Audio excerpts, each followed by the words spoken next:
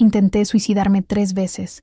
La primera vez con pastillas cuando tenía 17 años y mi padre me echó de casa por estar embarazada. La segunda vez cortándome las venas cuando mi esposo me golpeó tanto que perdí a mi bebé. Y la tercera vez tirándome de un puente cuando perdí mi trabajo. Y mis hijos tenían hambre. Pero cada vez que toqué fondo, algo dentro de mí se negaba a morir.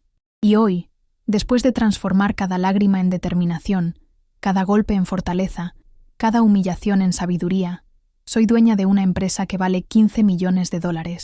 Esta no es solo una historia de superación, es la confesión más brutal de cómo una mujer puede resucitar desde la muerte emocional más profunda para convertirse en la emperatriz de su propio destino.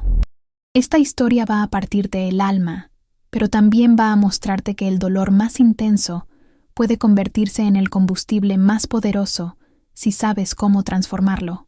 Porque mientras el mundo creía que yo era una víctima destinada al fracaso, yo estaba aprendiendo en silencio que cada herida era una lección, cada traición una universidad, cada lágrima una inversión en mi futuro imperio.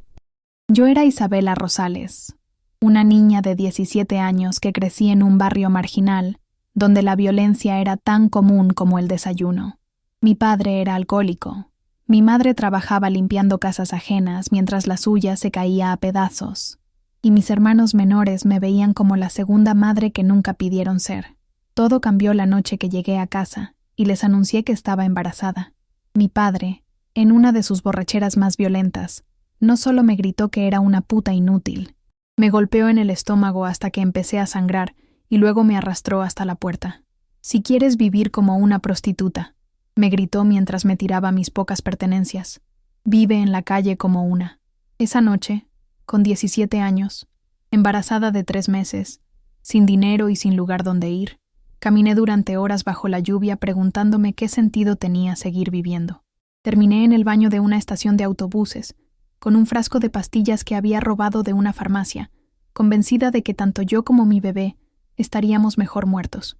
Pero cuando estaba a punto de tragarme las pastillas, sentí una patadita diminuta en mi vientre. Era la primera vez que mi bebé se movía, y en ese momento, algo cambió para siempre dentro de mí. No era solo mi vida la que estaba en juego, era la vida de alguien que dependía completamente de mí para sobrevivir. Me levanté de ese piso sucio, tiré las pastillas al inodoro, y salí de ese baño con una determinación que jamás había sentido. Iba a tener a mi hijo, iba a darle la vida que yo nunca tuve, y si tenía que moverme cielo y tierra para lograrlo, lo haría. Los siguientes 6 meses fueron los más duros de mi existencia. Dormía en albergues cuando había cupo, en parques cuando no lo había. Comía una vez al día en comedores comunitarios y trabajaba cargando cajas en mercados cuando alguien me daba la oportunidad. Muchas noches lloraba hasta quedarme dormida, preguntándome si realmente podría darle a mi hijo la vida que merecía. Mi hijo Santiago nació en un hospital público, donde las enfermeras me trataron como si fuera escoria humana. Pero cuando lo vi por primera vez, pequeño y perfecto, entendí que tenía un propósito en la vida que iba más allá de mi propio sufrimiento. Durante los primeros 2 años de vida de Santiago, vivimos en una habitación diminuta que alquilaba en una pensión horrible. Yo trabajaba como mesera en un restaurante barato durante el día y limpiaba oficinas en las noches. Santiago se quedaba con una vecina anciana que me cobraba la mitad de lo que ganaba por cuidarlo. Fue entonces cuando conocí a Mario, un hombre 10 años mayor que yo, que trabajaba como supervisor en una fábrica. Al principio parecía la salvación que había estado esperando. Un hombre estable, con trabajo fijo, que decía amarme a mí y a Santiago como si fuéramos su familia. Nos casamos después de 6 meses de noviazgo, y durante los primeros años todo parecía perfecto. Mario adoptó legalmente a Santiago. Nos mudamos a una casa modesta pero decente, y yo por fin sentí que tenía la estabilidad que tanto había buscado. Pero la máscara de Mario comenzó a caerse lentamente. Primero fueron los gritos cuando la comida no estaba lista a tiempo, después los empujones cuando Santiago hacía ruido y lo molestaba, y finalmente, los golpes cuando yo no me sometía a sus demandas sexuales después de jornadas agotadoras de trabajo. La violencia escaló durante 3 años. Mario me controlaba completamente. Manejaba mi salario, decidía con quién podía hablar, me prohibía tener amigas. Me había convencido de que sin él, Santiago y yo moriríamos de hambre en la calle. Y lo peor de todo es que yo le creí. La noche que casi me mata, Había llegado a casa borracho después de perder dinero apostando. Santiago, que tenía 5 años, había derramado jugo en el sofá nuevo que Mario había comprado. La paliza que me dio esa noche fue tan brutal que perdí el conocimiento 3 veces. Cuando desperté en el hospital, los médicos me dijeron que había perdido un bebé que ni siquiera sabía que estaba esperando. Esa fue mi segunda crisis suicida. Acostada en esa cama de hospital, con el rostro desfigurado por los golpes y el corazón destrozado por la pérdida de un hijo que nunca conocí, volví a pensar que la muerte sería más fácil que seguir luchando. Pero cuando Santiago entró a visitarme, con sus ojitos llenos de lágrimas, y me preguntó: «Mami, ¿por qué papá Mario te lastimó?», entendí que tenía que elegir entre ser víctima o ser guerrera. Y elegí ser guerrera. Esa misma noche, mientras Mario dormía en casa creyendo que yo seguiría siendo su esclava sumisa para siempre, comencé a planear mi escape. Pero no cualquier escape. Un escape que nos diera no solo libertad, sino también una vida digna. Durante 6 meses fingí ser la esposa golpeada y sometida que él necesitaba que fuera, mientras secretamente documentaba cada golpe, cada amenaza, cada acto de violencia. Tomaba fotos de mis heridas, grababa sus gritos, guardaba evidencia de su alcoholismo y su ludopatía. Pero más importante aún, comencé a estudiar. En las madrugadas, cuando Mario dormía la borrachera, yo estudiaba contabilidad básica, administración de empresas, marketing digital. Usaba la computadora de la biblioteca pública cuando llevaba a Santiago al parque, y lentamente comencé a entender cómo funcionaba el mundo de los negocios.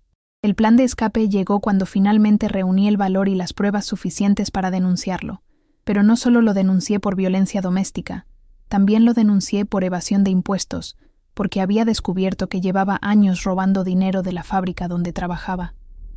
La noche que se llevaron a Mario esposado, Santiago y yo nos quedamos en esa casa mirando por primera vez un futuro que era completamente nuestro.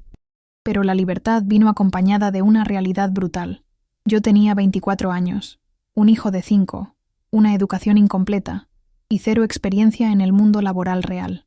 Los siguientes 2 años fueron una montaña rusa emocional devastadora. Trabajaba en 3 empleos diferentes para pagar la renta.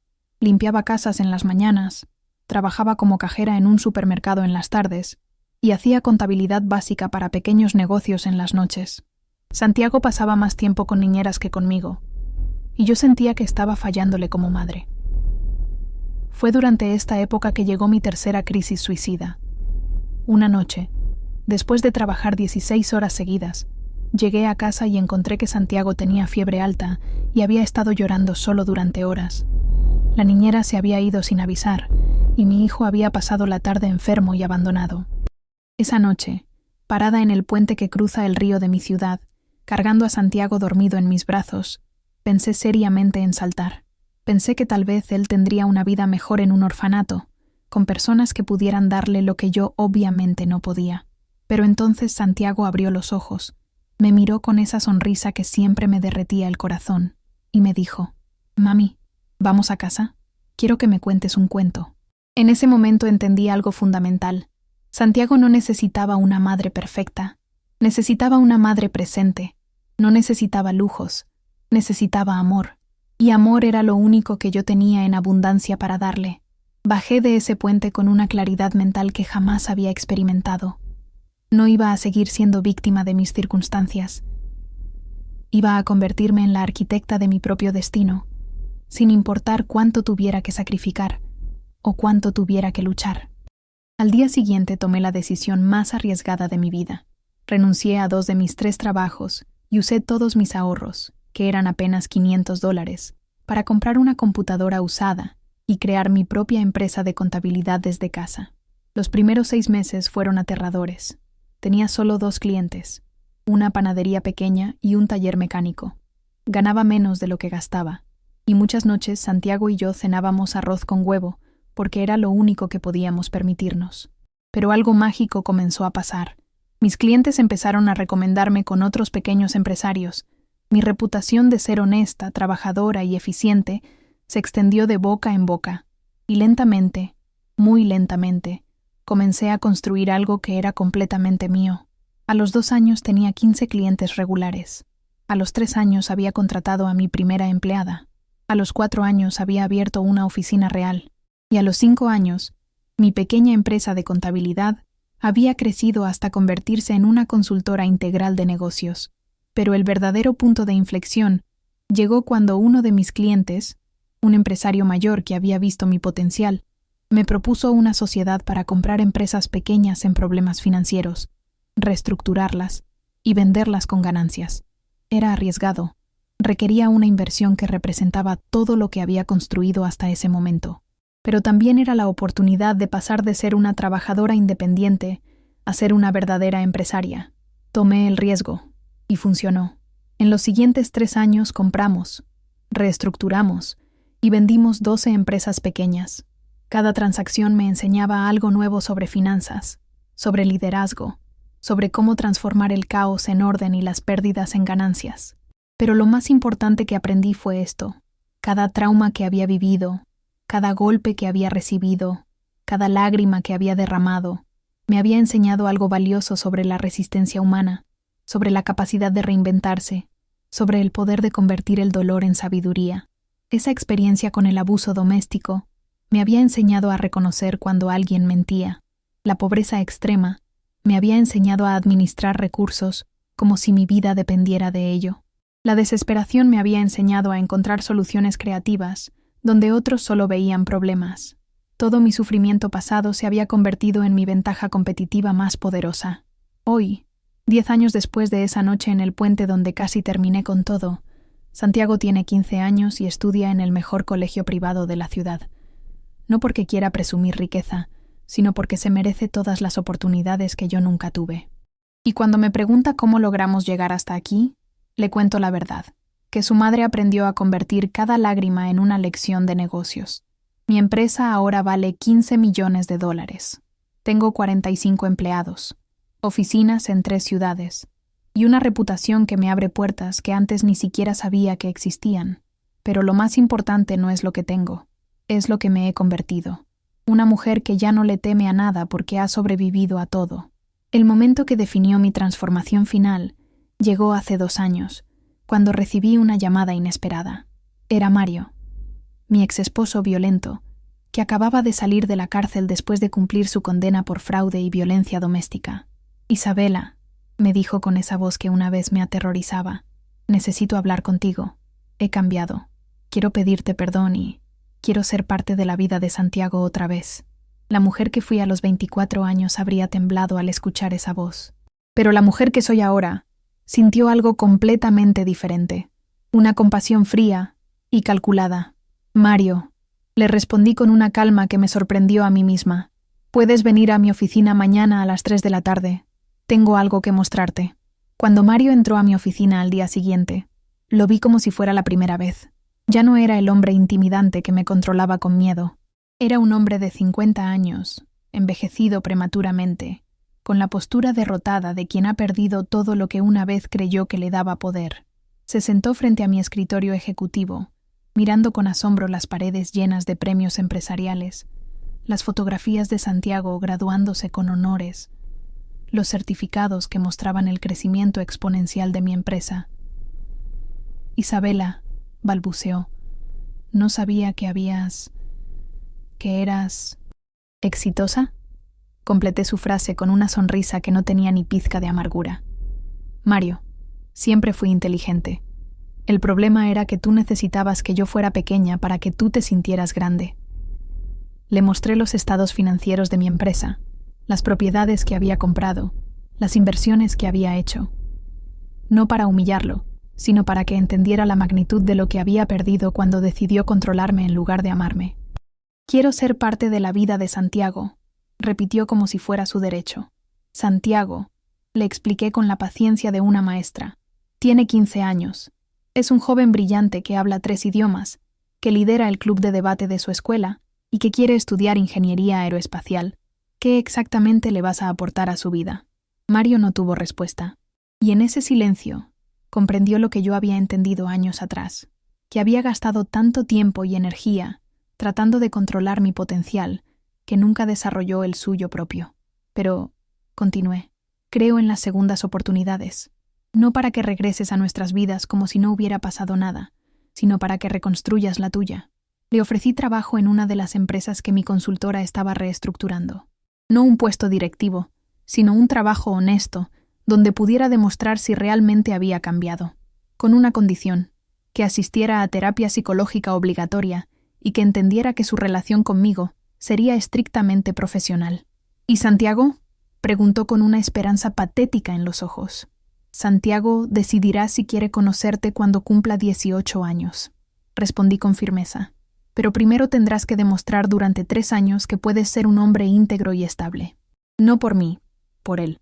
Mario aceptó, y durante los últimos 2 años ha trabajado como supervisor de almacén en una de mis empresas.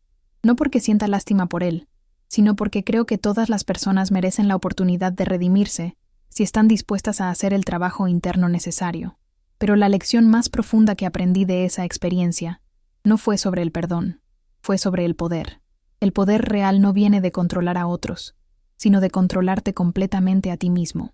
El poder real no viene de inspirar miedo, sino de inspirar respeto. Y el poder real no viene de tomar lo que otros tienen, sino de crear algo que antes no existía. Hoy dirijo reuniones con empresarios que manejan cientos de millones de dólares, y ellos me escuchan porque mi historial habla por mí. Cuando propongo estrategias de reestructuración empresarial, mis clientes las implementan porque saben que cada recomendación viene de una experiencia real de haber reconstruido mi propia vida desde cero. Mi historia personal se ha convertido en mi credencial profesional más poderosa, porque cuando les digo a empresarios en crisis que es posible resurgir desde la bancarrota total, ellos saben que no estoy hablando desde la teoría, estoy hablando desde la experiencia más brutal y real. Santiago, que ahora es mi consultor más joven en temas de tecnología digital, me preguntó una vez si me arrepentía de haber sufrido tanto para llegar hasta aquí.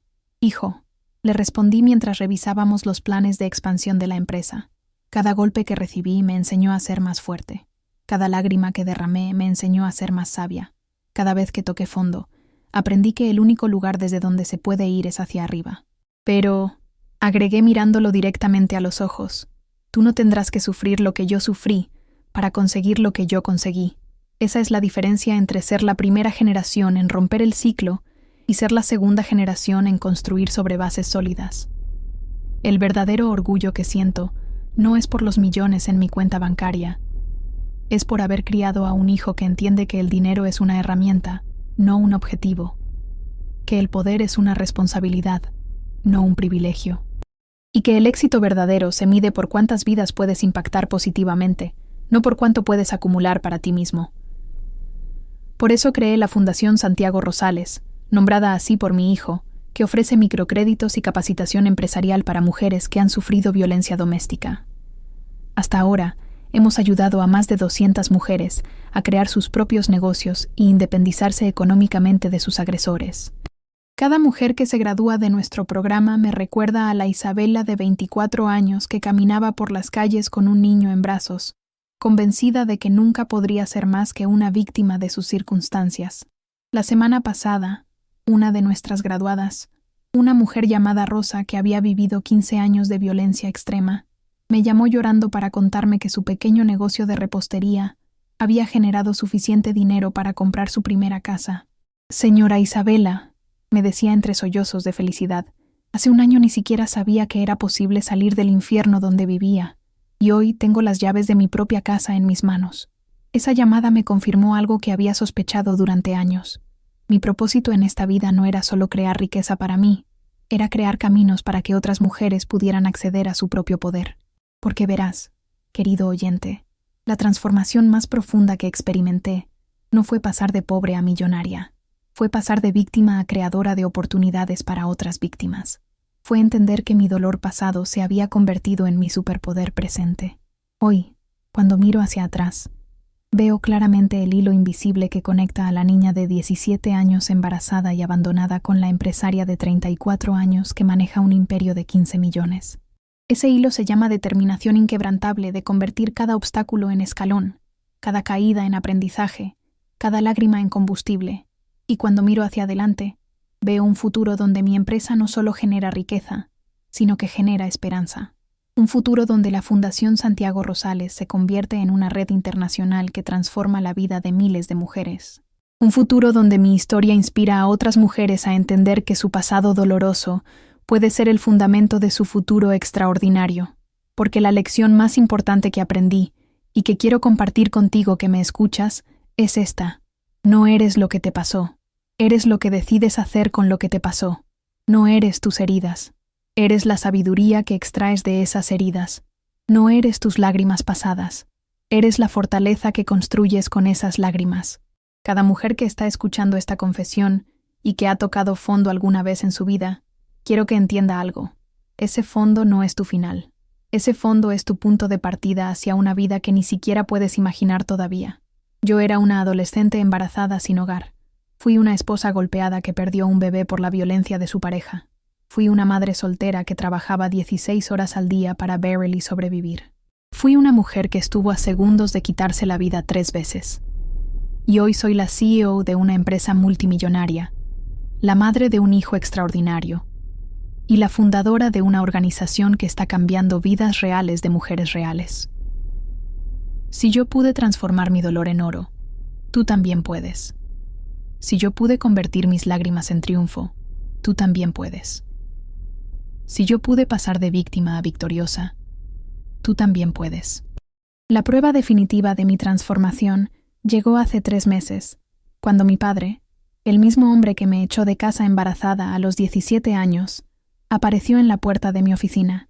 Tenía 70 años, estaba enfermo de diabetes y venía a pedirme dinero para pagar sus medicamentos. Cuando mi asistente me anunció que un señor mayor que dice ser su padre quiere verla, sentí como si el tiempo se detuviera. Durante 17 años había imaginado ese momento. ¿Qué le diría? ¿Cómo reaccionaría? ¿Si sentiría rabia o satisfacción? Pero cuando lo vi entrar a mi oficina, encorvado y tembloroso, lo único que sentí fue una compasión profunda por el hombre quebrado que tenía frente a mí. Ya no era el gigante terrorífico de mi infancia. Era un anciano que había desperdiciado su vida en alcohol y amargura. «Isabela», me dijo con una voz que ya no imponía miedo, «sé que no tengo derecho a pedirte nada después de lo que te hice, pero estoy enfermo y no tengo dinero para mis medicinas». Me quedé en silencio durante varios minutos, no por dramática, sino porque estaba procesando 17 años de dolor y resentimiento en tiempo real. «Papá», le dije finalmente, usando esa palabra por primera vez en casi 2 décadas, «¿sabes lo que me enseñaste cuando me echaste de casa?». Él negó con la cabeza, con lágrimas corriendo por sus mejillas arrugadas. «Me enseñaste que la única persona en quien puedo confiar completamente soy yo misma. Me enseñaste que el amor condicional no es amor real. Y me enseñaste que las decisiones que tomamos cuando estamos llenos de rabia pueden destruir para siempre las relaciones más importantes». Abrí mi chequera y escribí un cheque por una cantidad que cubriría sus medicamentos durante todo un año. «Este dinero», le expliqué mientras le entregaba el cheque, «no es porque te lo merezcas, es porque yo merezco vivir sin el peso del resentimiento. Es porque he aprendido que el perdón no es un regalo que les das a las personas que te lastimaron, es un regalo que te das a ti mismo». Mi padre tomó el cheque con manos temblorosas y me miró con una mezcla de gratitud y vergüenza que nunca había visto en sus ojos. «Isabela», murmuró, «no sé cómo agradecerte. Eres una mujer mucho mejor de lo que yo jamás fui como hombre». «No, papá», le respondí con una sonrisa que salía desde lo más profundo de mi alma sanada. «Soy la mujer que tuve que convertirme para sobrevivir a tu abandono. Y por eso, de una manera extraña, te doy las gracias». Esa noche, cuando llegué a casa y le conté a Santiago lo que había pasado, mi hijo me hizo la pregunta más profunda que jamás me había hecho. «Mamá, ¿no te da rabia que él venga ahora que tienes dinero?». «Hijo», le respondí mientras preparábamos la cena juntos como hacíamos todas las noches, «la rabia es un fuego que puedes usar para cocinar tu cena o para quemar tu casa. Yo decidí usarla para cocinar el banquete más delicioso de mi vida, mi éxito. Además», agregué mientras revolvía la sopa, «tu abuelo no vino porque yo tenga dinero. Vino porque finalmente entendió que había perdido a la mejor hija que pudo haber tenido por dejarse controlar por su orgullo y su alcohol». Esa conversación con mi hijo me hizo entender que mi transformación estaba completa. Ya no era la mujer que reaccionaba desde el dolor. Era la mujer que respondía desde la sabiduría. Hoy, mientras te cuento esta historia que ha definido cada día de mi existencia durante los últimos 17 años, quiero que entiendas algo fundamental. Tu historia de dolor no es tu destino final. Es el prólogo de tu historia de triunfo. Yo no te estoy contando mi historia para que sientas lástima por lo que viví. Te la estoy contando para que sientas esperanza por lo que es posible cuando decides que ya no vas a ser prisionera de tu pasado. Te la estoy contando para que entiendas que cada lágrima que has llorado está fertilizando el suelo donde crecerá tu futuro extraordinario, que cada golpe que has recibido está fortaleciendo los músculos que necesitarás para cargar el peso de tu éxito futuro, que cada vez que has tocado fondo, has estado midiendo la profundidad desde la cual puedes saltar hacia las alturas. Mi empresa de 15 millones no es mi mayor logro. Mi mayor logro es haberme convertido en la clase de mujer que puede crear una empresa de 15 millones. Mi mayor logro es haber transformado mi dolor en propósito, mis lágrimas en triunfo, mi desesperación en determinación inquebrantable. Y si una niña embarazada, golpeada, abandonada y sin educación, pudo construir un imperio desde la nada, entonces cualquier mujer que me está escuchando puede escribir su propia historia de transformación. Porque al final, querida alma que me escuchas, no importa dónde empezaste, lo que importa es decidir dónde vas a terminar. No importa cuántas veces hayas caído, lo que importa es levantarte una vez más que las veces que has caído. No importa cuánto dolor has cargado. Lo que importa es usar ese peso para desarrollar la fuerza necesaria para cargar la grandeza que te espera. Tu momento está llegando, tu despertar está cerca, y cuando finalmente reclames el poder que siempre ha estado dentro de ti, vas a entender que cada lágrima que derramaste era una inversión en el imperio que estás destinada a construir. Ahora, antes de despedirme, necesito pedirte algo que significa el mundo entero para mí. Si esta historia ha tocado tu corazón, si has sentido cada palabra como si fuera tu propia confesión, dame ese like que tanto significa para mí. Es tan simple como tocar ese botón que dice «Me gusta», y con ese gesto me ayudas a seguir compartiendo estas historias que transforman vidas y despiertan gigantes dormidos. Y si aún no formas parte de esta familia de almas poderosas, suscríbete ahora mismo. Toca el botón rojo que dice suscribirse y activa esa campanita de notificaciones, porque cada día te espero aquí con confesiones que van a cambiar tu perspectiva sobre lo que realmente significa ser imparable. Cuéntame en los comentarios, ¿has vivido un dolor que te hizo más fuerte? ¿Hay alguien en tu vida que necesita escuchar que sus lágrimas pueden convertirse en oro? Comparte esta historia con esa persona que está lista para transformar su mayor dolor en su mayor poder. Porque recuerda, mi querida guerrera que me escuchas, cada día te espero aquí con historias reales de mujeres que transformaron su quebrantamiento en triunfo, su desesperación en determinación, su dolor más profundo en oro más puro. Hasta mañana, cuando otra mujer extraordinaria te contará cómo convirtió su mayor traición en su mayor bendición. Y nunca olvides, tú no naciste para ser víctima de tu historia, naciste para ser la autora de tu destino.